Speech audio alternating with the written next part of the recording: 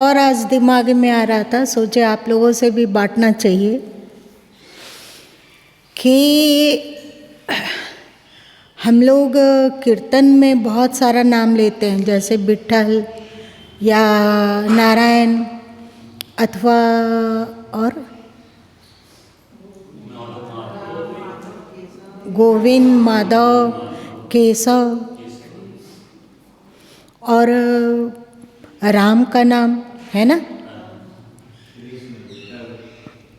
तो इसका मतलब ये है कि जैसे सदगुरु कबीर साहब अपने सभी संबोधनों को प्रचलित संबोधन करते हुए भी उनका ध्येय निर्गुण निराकार की ओर ही होता था, सही। तो हम लोग भी चाहे कुछ भी कहते हों तो उसमें ध्येय निर्गुण निराकार का होना चाहिए। आकार निराकार सब वही हो। भावना होनी चाहिए कि विशाल अस्तित्व जिसमें साकार भी समाहित है और निराकार भी समाहित है ना। और ये छोटी मुँह बड़ी बात हो जाएगी, लेकिन पूरे भारत में अपने अपने तरीके से कार्य किया जा रहा है। तो क्यों ना हम लोग जो कर सकते हैं सो थोड़ा सा कर लें। जैसे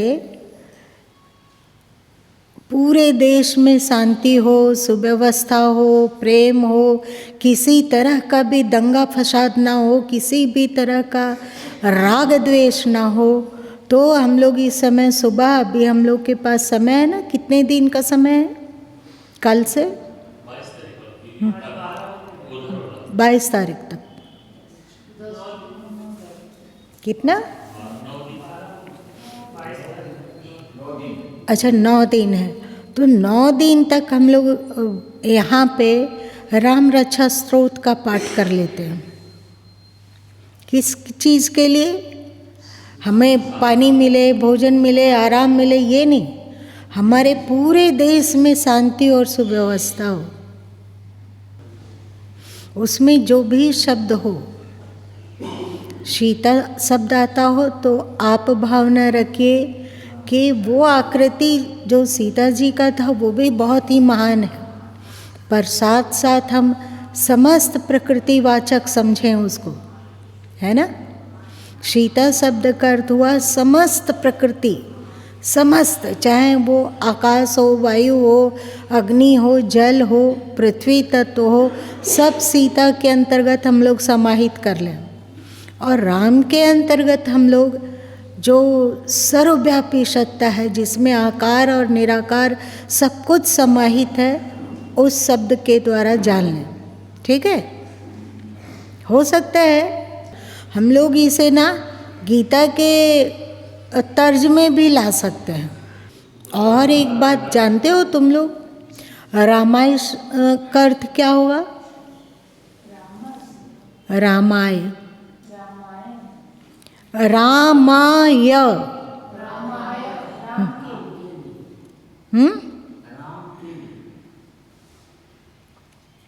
ओम राम रामाय नमः। अब रामाय इसका अर्थ क्या करोगी? ठीक से शाब्दिक तत्व को देखते हुए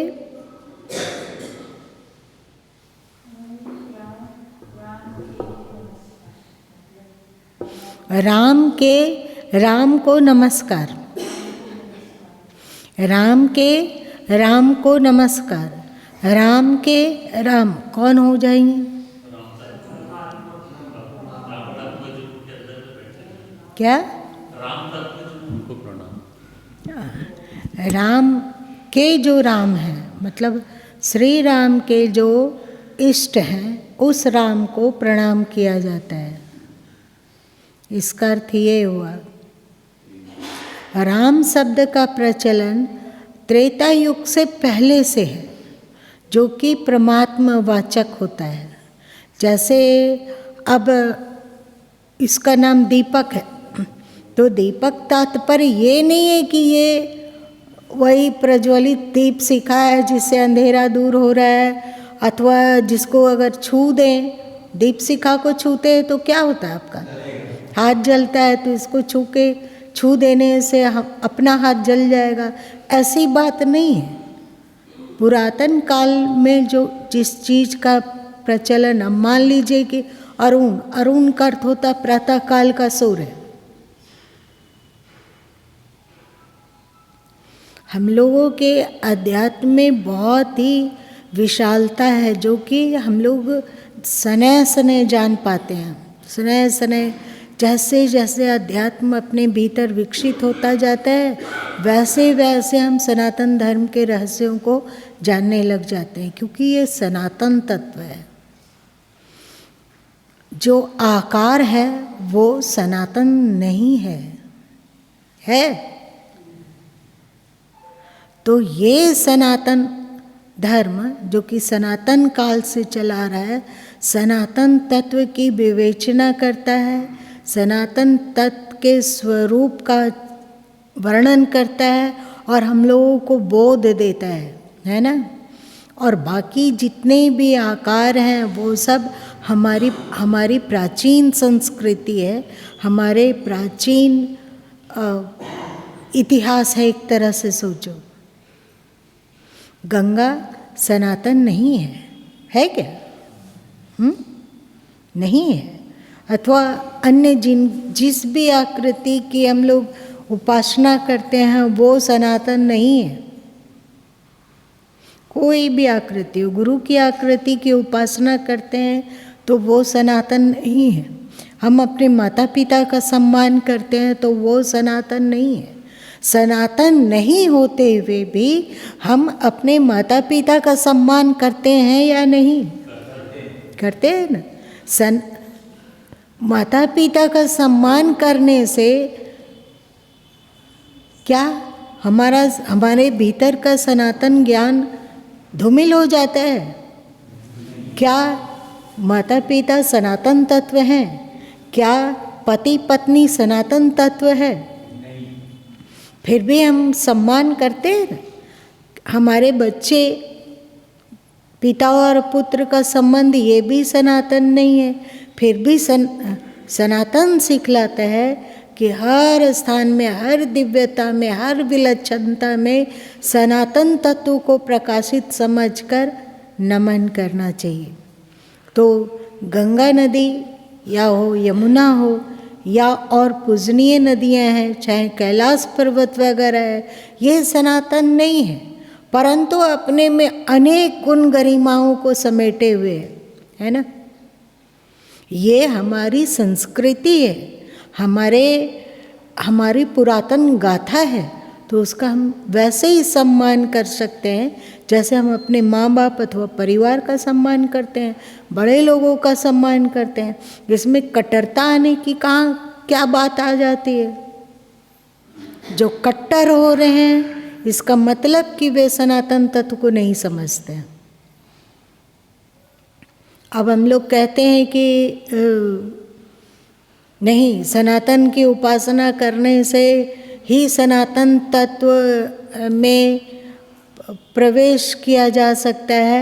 जो मरण धर्म की भक्ति करता है वो जन्मेगा और मरेगा। अगर ऐसी बात है तो सबसे पहले हम लोगों को अपने आकृति के प्रति जो पागलपन का दीवानगी है इसको छोड़ना होगा। सही? सबसे ज़्यादा व्यक्ति किस चीज़ को मानता है? अपने ही शरीर को। ये सनातन है क्या? उसके प्रति तो आप ममता और मोह और आसक्ति और प्रेम सब के सब थोक भाव से उड़ेलते हो। सही? आप मरण धर्म की उपासना मतलब प्रेम नहीं करना चाहिए, तो सबसे पहले आपको अपने परिवार से प्रेम करना छोड़ना होगा। सही? वो आकृति सनातन है कि मरण धर्म है? तो आप फिर भी उससे प्रेम करते हो तो सारा नियम कानून आप ही भंग करते हो और एक जगह थोप देते हो कि नहीं भाई आकार है, आकार की उपासना करने से बार बार आकार में लौट आओगे। कहा जाता है ना कि जो व्यक्ति जैसे की उपासना करता है उस स्थिति को प्राप्त होता है। तो हम लोग अपने शरीर की उपासना मतलब क्या? प्रेम सबसे ज़्यादा करते हैं। ये नश्वर चीज़ तो बार बार हम शरीर में आएंगे। तो आप धीरे धीरे इन सब आसक्तियों से भी मुक्त हो जाओ, फिर महान पुरुषों की आसक्तियों से मुक्त हो जाना। वो भी लाइन में लगा के रखो, लेकिन शुरुआत अपने देह से करो। हम लोग कहते हैं कि हम आर्य समाजी हैं, हम निर्गुण पंथी हैं, इसीलिए हम शिव को नहीं मानते हैं, हम पार्वती जी को नहीं मानते, हम राम को नहीं मानते हैं, हम कृष्ण को नहीं मानते, हम बुद्ध को नहीं मानते, हम महावीर को नहीं मानते, हम कबीर को नहीं मानते। सब तो मरण धर्म है, इसलिए हम इन लोग की पूजा नहीं करते हैं। अरे बाबा, तुम उनकी पूजा नहीं कर रहे हो, बहुत अच्छा, पर अपने शरीर की पूजा क्यों कर रहे हो? अपने परिवार की पूजा क्यों कर रहे हो? बताओ, हम लोग अपने दिमाग में किसको ज़्यादा बसाए हुए हैं? शिव जी लोग को या अपने परिवार और अपना शरीर को? तो पहले इसको आउट करो ना, इसे पहले खाली करो ना, है ना। सामान्य प्रेम कभी बुरा नहीं है, सम्मान करना ही चाहिए। हम अपनी संस्कृति का, अपने पूर्वज का क्यों नहीं सम्मान करें? वे महान यदि हैं तो सही। इसलिए हम लोग ना बिल्कुल एक ज्ञानी पंछी की तरह, ज्ञानी पक्षी बनकर मुक्त आकाश में मुक्तता के साथ उड़ सकते हैं, सही ना। चलिए, अब हम लोग कल से राम रक्षा स्तोत्र का भी पाठ करेंगे। इसमें जितने भी बार नाम की चर्चा हो, वो सब हम सर्वशक्तिमान अस्तित्व की ओर ही ध्यान केंद्रित करें, है ना। चलिए, आज इतना ही रहने दीजिए।